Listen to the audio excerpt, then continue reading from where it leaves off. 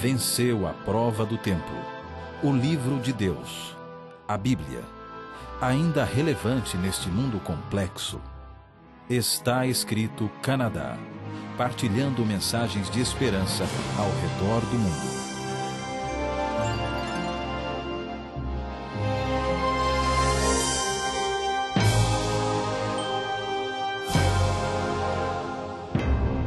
Bem-vindos a mais um programa do Está Escrito Canadá. Muito bom ter você aqui conosco. Obrigado pela sua companhia. Hoje é um programa especial porque eu tenho aqui um convidado, um amigo especial que está conosco. Mais uma vez, estivemos juntos há pouco tempo.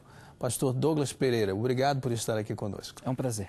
Quem sabe, para benefício daqueles que não nos acompanharam no programa anterior ou ainda não lhe conhecem, só posso fazer uma breve apresentação. Bem, a minha apresentação é o seguinte, eu sou o pai da Olivia, né? Acho que essa é a maior apresentação. Minha filha é uma bênção na minha vida e sou casado com a Rebeca e trabalho como pastor da Igreja Adventista do Sétimo Dia. Esse é um dos maiores privilégios que Deus concedeu ao homem de perpetuar a espécie, né? Com certeza. É uma bênção, é um privilégio. Pastor Douglas, tem um assunto que talvez seja assim um dos mais empolgantes quando a gente pensa nele, né? É uma pessoa que é ressuscitada, que volta à vida. A gente pensar nesse tipo de milagre é uma coisa realmente... Eu não sou o Criador, Deus é o Criador. Deus é quem tem a capacidade de dar a vida. Mas a gente pensar num milagre assim de alguém que estando falecido volta à vida, realmente o maior dos milagres, com certeza, né? E este milagre da ressurreição foi um milagre que Jesus operou, né? Foi um dos milagres que ele operou durante seu ministério, mas pelo qual ele próprio passou, né? Após a sua morte, ele ressurgiu. Antes da gente falar da ressurreição de Jesus propriamente dita, será que a Bíblia dá alguma base, algum embasamento? Já no Antigo Testamento houve ocasiões em que isso aconteceu? Ou esse assunto da ressurreição ele era desconhecido das pessoas que viviam no tempo de Jesus? Não, de forma alguma. Nós vemos a ressurreição acontecendo pelo menos 4 vezes no Velho Testamento, pelo menos relatadas, né? Nós temos ali o caso de Moisés, né? Judas, verso 9, diz que Moisés foi ressuscitado e foi levado ao céu. Nós temos o filho da viúva de Serepta, o filho da Sunamita, que foi ressuscitado por Eliseu. E nós temos, já falando de Eliseu, quando ele foi enterrado, uma pessoa foi jogada na cova de Eliseu e ao tocar nos ossos de Eliseu, voltou à vida. Então a ressurreição é algo assim, bastante conhecido no Velho Testamento, nas histórias, e também muito utilizado nessa questão de uma ressurreição espiritual. O povo está afastado, então o povo de Deus está como morto, e Deus os chama para uma ressurreição, né? Nós temos lá o Vale dos Ossos Secos, né? Então, a ressurreição era conhecida por ser algo real, mas também utilizado de forma de uma metáfora, analogia para o povo acordar, viver novamente. Isso confirma que a ressurreição era conhecida, porque não faria sentido usar essa analogia se eles não soubessem o que é a ressurreição real de um morto voltar à vida, né? Com certeza. Eu acho que a ressurreição é um desafio para a mente humana, como também é a morte. É verdade. Porque essas são duas coisas que Deus não havia planejado, vamos dizer assim, né? Com a entrada do pecado, veio a morte. E agora, a solução para a morte é a vida. Mas, bem, se alguém já passou pela morte, Deus vai ter que operar esse milagre, que é de trazer a vida, né? Então, a Bíblia e no Velho Testamento também fala tanto dessa ressurreição corpórea, que a gente tem esses 4 textos, dessa ressurreição sendo uma metáfora do povo que está dormindo, mas também uma ressurreição escatológica, né? Que se refere no final dos tempos, quando aqueles que amarem a Jesus, aceitarem a Cristo como Senhor e Salvador, serão ressurretos, né? E serão levados ao céu para habitar para sempre com Cristo. Falar nisso, haverá pelo menos 2 grandes ressurreições. Pelo menos é isso que a Bíblia ensina. É o que a Bíblia ensina. E oremos para que estejamos na primeira. O desejo é que estejamos na primeira, que é aquela, como você falou, em que estarão aqueles que amam a Jesus, que firmaram um pacto com Ele, serão ressuscitados nessa primeira ressurreição, para viver, então, no céu e depois eternamente na nova terra. Então, mas voltando à pergunta que você fez, a ressurreição é sim algo real, tanto no Velho Testamento, né, na linguagem das pessoas, e eles criam nesta ressurreição escatológica, como até diz Daniel. Vamos, quem sabe, ler esse texto? Sim. De Daniel 12, no final do livro de Daniel. Nós encontramos... É inclusive muito interessante ver esse texto no Antigo Testamento, porque quando a gente fala de escatologia, pensa-se talvez só no Apocalipse, ou não, mas esse é um texto de Daniel, que é um livro profético do Antigo Testamento, falando dessa ressurreição. E aqui falando também desta ressurreição que terá duas partes também, de certa maneira, da vida e da morte. Muitos dos que dormem no pó da terra ressuscitarão, uns para a vida eterna e outros para a vergonha e horror eterno, né? Então a Bíblia deixa clara que, como dissemos aqui, relembrando aqui o que falamos até agora, a ressurreição, o fenômeno da ressurreição, o milagre da ressurreição era conhecido do povo já no povo do Antigo Testamento. Há pelo menos 4 situações em que isso ocorreu. Talvez no caso de Moisés a gente não há certeza de que eles tenham tido na época conhecimento de que isso aconteceu, mas os outros 3 casos foram bem claros, né? E há também essa promessa da ressurreição, há essa menção da ressurreição espiritual, né? No sentido de figurado, no sentido de o povo ter um reavivamento, e essa promessa da ressurreição escatológica. Mas agora a gente chega então aqui ao tempo de Jesus, que Jesus veio, nasceu como um bebê, que é um outro mistério, mas é um assunto para um outro programa. Nasceu como bebê, cresceu, começou a exercer o seu ministério, e durante o seu ministério, apesar de nós falarmos aqui, não, a ressurreição era um fato conhecido. Havia uma facção, havia uma corrente que questionava existir a ressurreição, não é? Eles eram os saduceus. Perfeito. Eles questionavam se havia de fato a ressurreição ou não. Tem um texto aqui, Mateus capítulo 22, 23. Mateus capítulo 22, verso 23, que mostra isso. Diz aqui, naquele dia aproximaram-se dele alguns saduceus que dizem não haver ressurreição.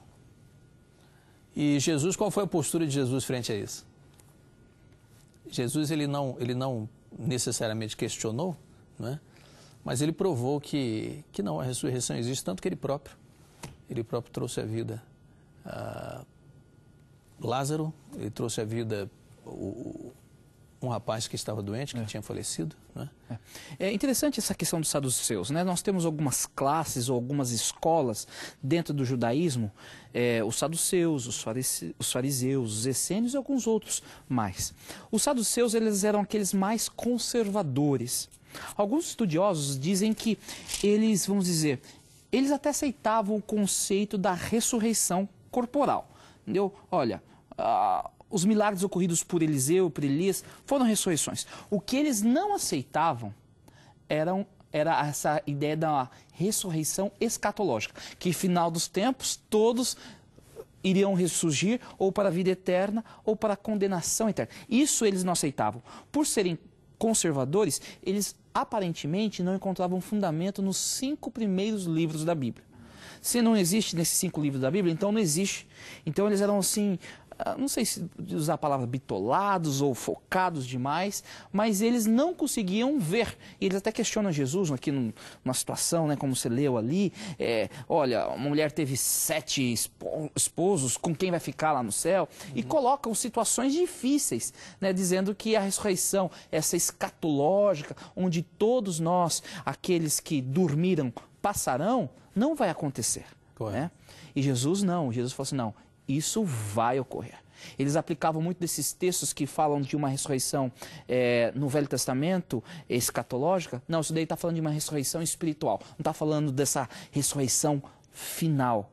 Mas Jesus, como nós lemos, São João 11, 25, e esse texto, infelizmente, eu tenho que ler muitas vezes no momento de sepultamento, mas ao mesmo tempo é um texto feliz, porque diz que, disse Jesus, eu sou a ressurreição e a vida.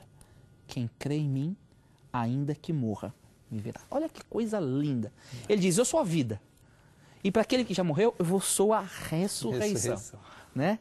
Então é algo maravilhoso, isso nos dá a certeza de que nós temos um propósito nessa vida. Nós não estamos aqui por acaso. E que o nosso propósito é bem maior.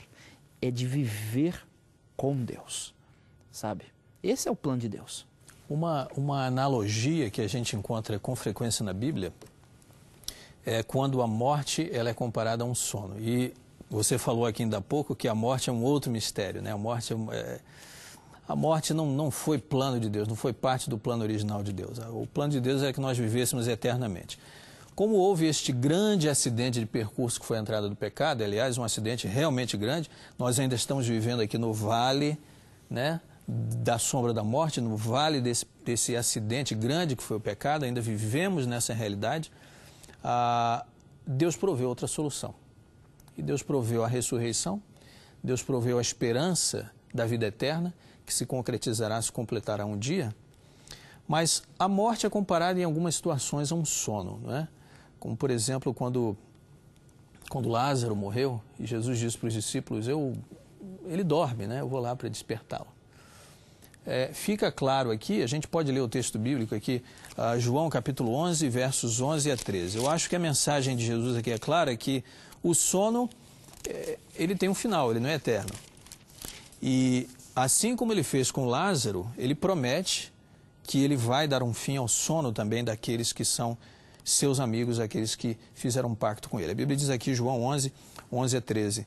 Isto dizia e depois lhes acrescentou, nosso amigo Lázaro adormeceu, mas vou para despertá-lo. Disseram-lhe, pois, os discípulos, Senhor, se dorme, estará salvo.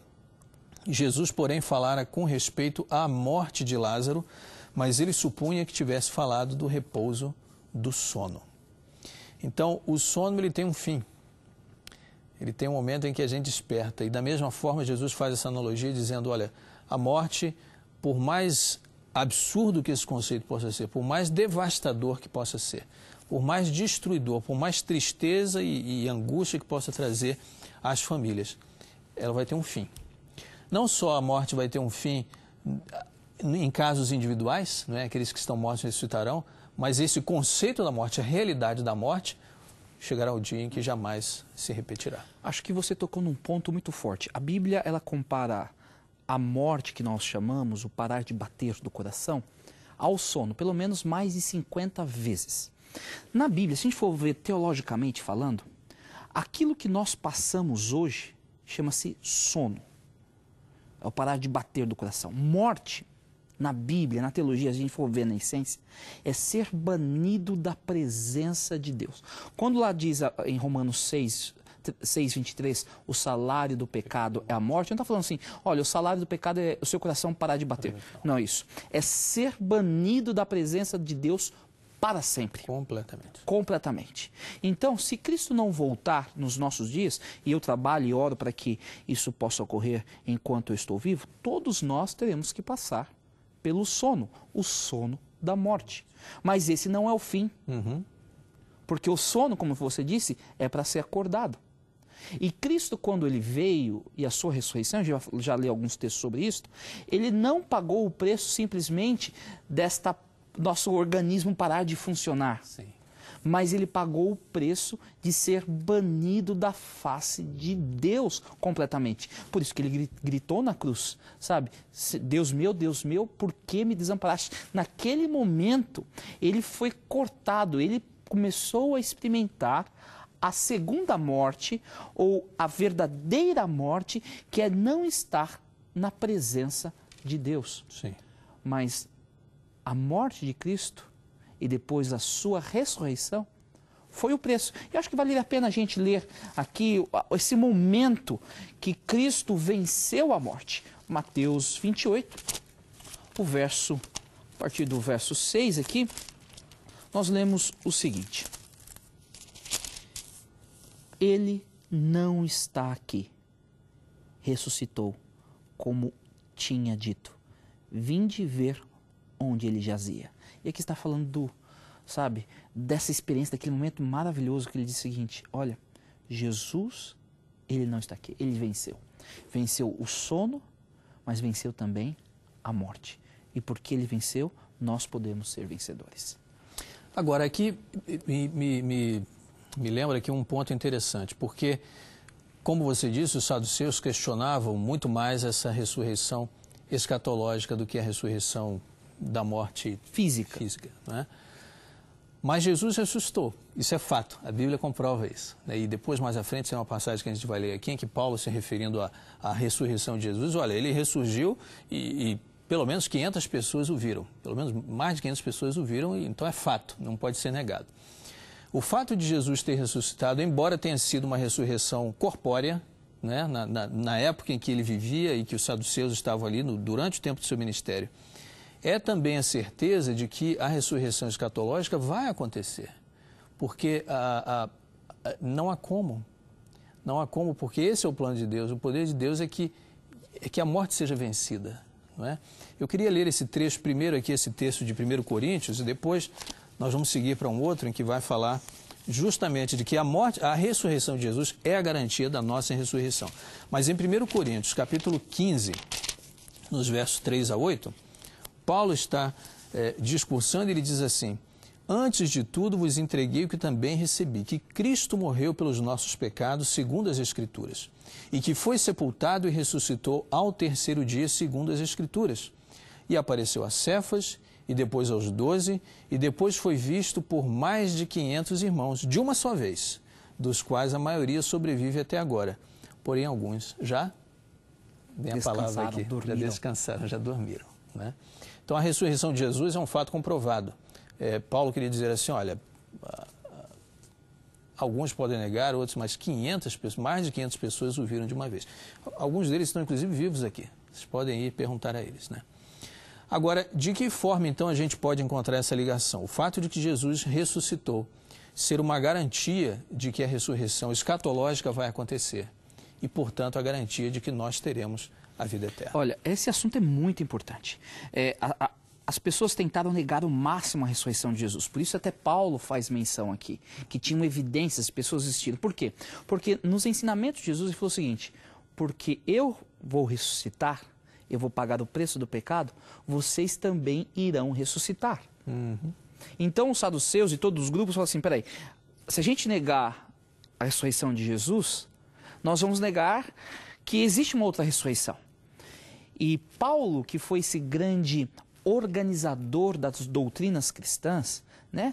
Como você disse, Jesus não escreveu nada, mas ele deixou os seus ensinamentos e que depois foram sistematizados, organizados pelo apóstolo Paulo em primeiro lugar. Sim. E ele coloca aqui, eu quero ver, já que a gente está nesse capítulo 15, que é o capítulo do discurso de Paulo sobre a ressurreição, o verso 14, e se Cristo não ressuscitou, é vã a nossa pregação, é vã e a nossa fé também. Né? O verso 17, se Cristo não ressuscitou, é vã a vossa fé e ainda permaneceis nos vossos pecados. Para Paulo, a ressurreição de Jesus é algo essencial. Por quê? Porque a certeza que o preço do pecado foi pago e que eu terei essa oportunidade de viver novamente se eu vier a dormir. Então, sabe, a ressurreição é importante crer nessa ressurreição de Cristo Jesus. Por mais fantástico e por mais transcendente que possa parecer, a nossa mente de fato não consegue, né? Eu não consigo entender como Deus criou o ser humano só com o poder da sua palavra. Um dia, espero, ao conversar com o Senhor, entender um pouco mais disso.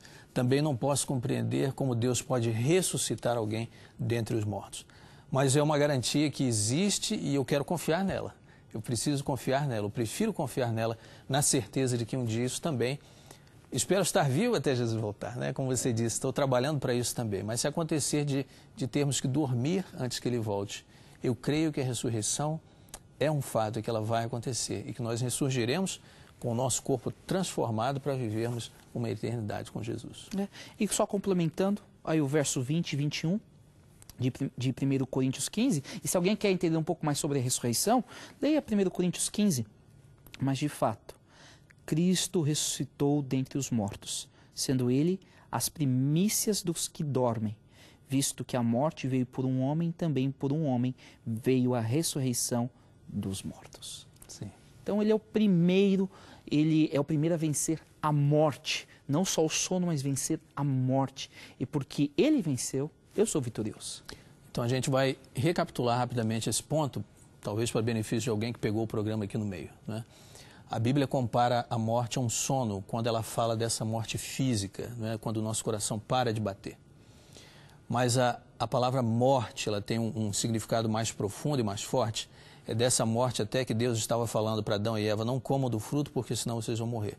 Porque o destino final de quem peca é a morte eterna, aquela morte da qual não há volta, de que você não consegue mais voltar, você está banido completamente da presença de Deus.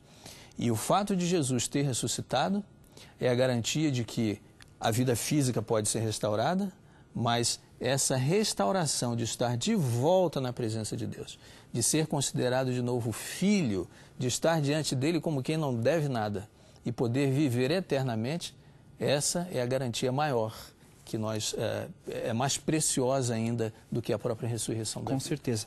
Cristo, ele passou pela morte física, mas ele também passou pela segunda morte. Exato. E ele pagou essa segunda morte. Exato. E porque ele pagou o preço, ele dá para nós agora. É Romanos 6:23. Sim. Porque o salário do pecado é a morte, mas o dom gratuito de Deus é a vida eterna. Porque ele pagou o preço, é gratuito para nós. Não é? Tem um outro conceito que a gente pode tocar aqui, que quando Jesus fala de vida plena, de vida em abundância, não é?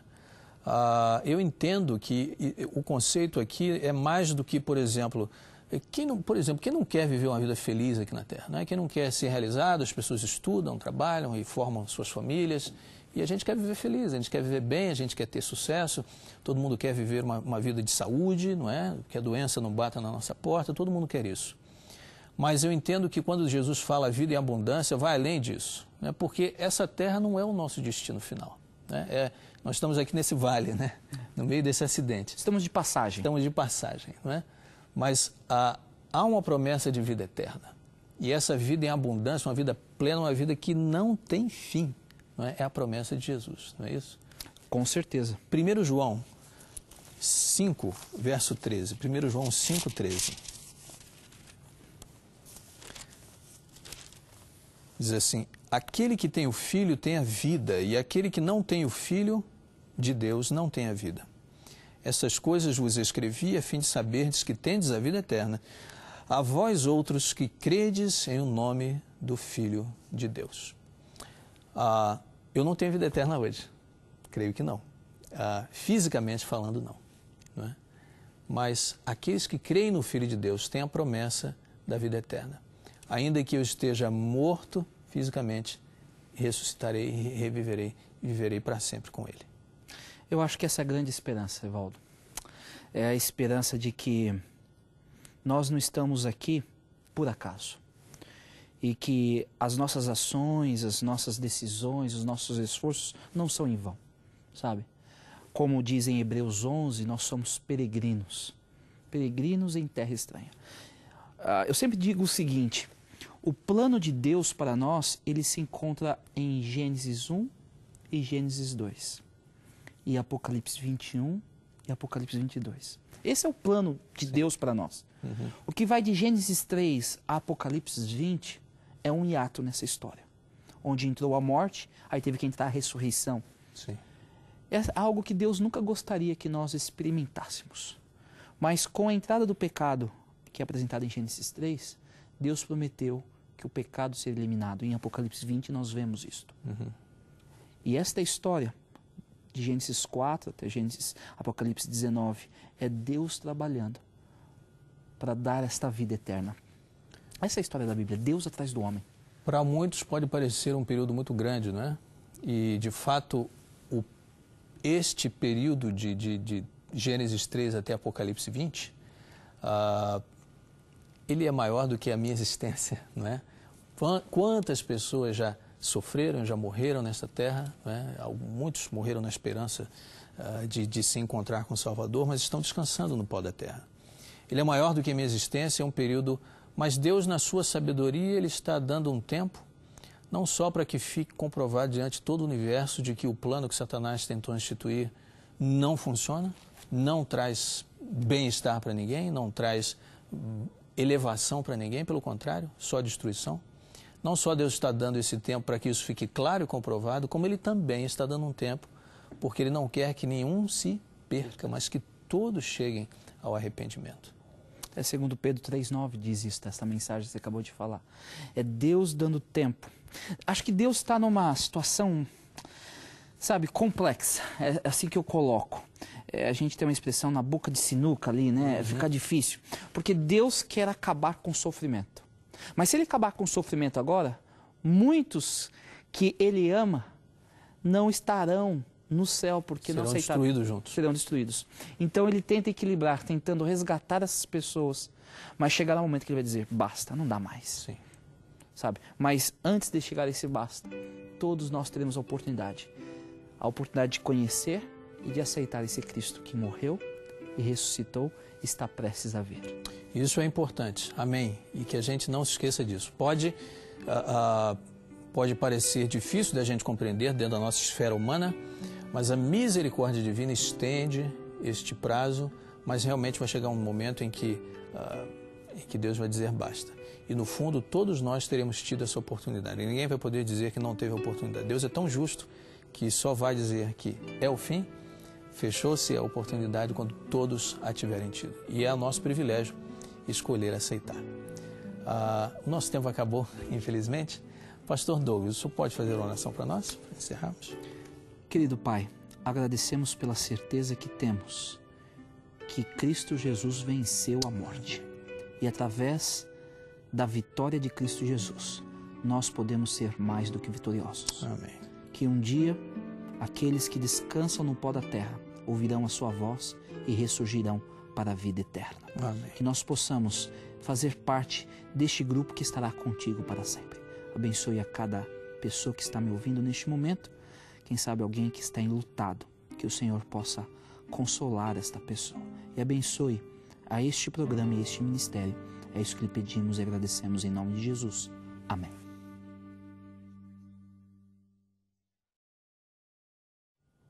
Se você deseja receber uma cópia do programa de hoje, nós teremos prazer em enviar para você. Basta nos contactar. Esta oferta é válida apenas para residentes do Canadá. Seguem aqui as informações para você receber uma cópia deste programa em DVD gratuitamente. Para você solicitar gratuitamente a sua oferta, basta ir ao nosso website www.estaescrito.ca e acessar o programa de hoje. Lá você preencherá um formulário com seus dados e assim poderemos enviar a oferta para você. Lembre-se, www.estaescrito.ca. Escreva para nós. Está escrito Box 2010, Oshawa, Ontário. L1H7V4. Pastor Douglas, chegamos ao fim do programa. Muito obrigado pela sua participação. Que Deus o abençoe. Obrigado a você que esteve aqui conosco e espero vê-lo em nosso próximo encontro. Mas até lá, lembre-se, está escrito, nem só de pão viverá o homem, mas de toda palavra que procede da boca de Deus.